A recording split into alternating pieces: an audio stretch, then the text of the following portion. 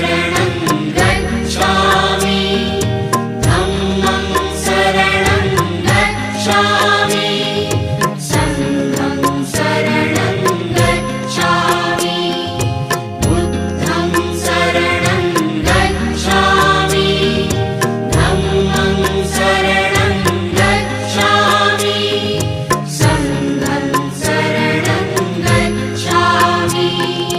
जनामनातून प्रकटित व्हावी ही बुद्धाची नीती। जनामनातून प्रकटित व्हावी ही बुद्धाची नीती। संघर्षाविण दिसावी शांती परस्परावर प्रीती।